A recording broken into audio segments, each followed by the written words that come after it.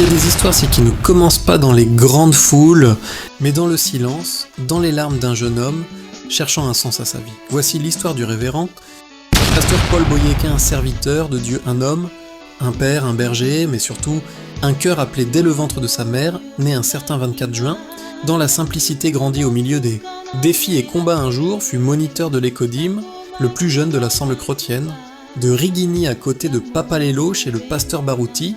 Étant moniteur, le Seigneur l'utilisait puissamment par miracle et, prodige mais plus tard dans le secret, il a entendu un appel au ministère dont la formation du Seigneur l'a coûté de vie des êtres, chair et sa jeunesse. Il ne savait pas tout ce que Dieu allait faire, mais il a dit oui, et ce oui a tout changé. Le 1 novembre 2015 est née une mission, une église du nom de Flèche Délivrance Tabernacle. Ce n'était pas un rêve d'enfant, ce n'était pas une ambition, c'était un fardeau, une voix intérieure qui grandissait jour après jour.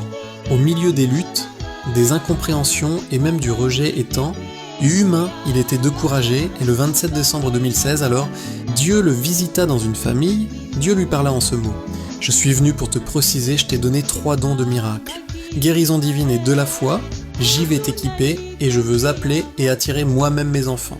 Mais ce n'était pas facile, il y a eu des larmes, des combats, des nuits d'interrogation, mais Dieu est resté fidèle. Il n'a jamais abandonné son serviteur.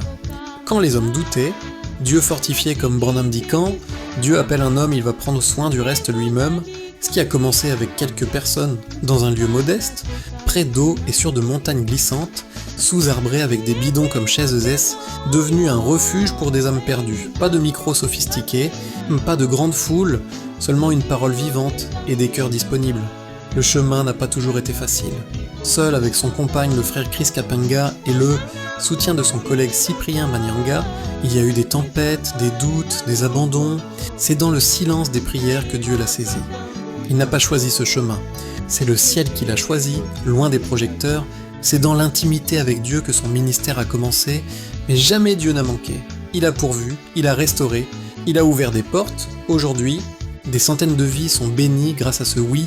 Une famille spirituelle s'est levée, une lumière brille dans la communauté. Ce n'est pas juste l'histoire d'un homme, c'est l'histoire d'un Dieu fidèle. Ce que Dieu commence, il l'achève. Si tu regardes cette vidéo, c'est que toi aussi, tu fais partie de cette grâce. Joins-toi à nous pour célébrer non pas un homme, mais le Dieu qui a fait de lui un instrument pour notre génération. Aujourd'hui, ce n'est plus seulement une église, c'est une famille, une vision qui sauve, une lumière qui éclaire, une œuvre qui impacte.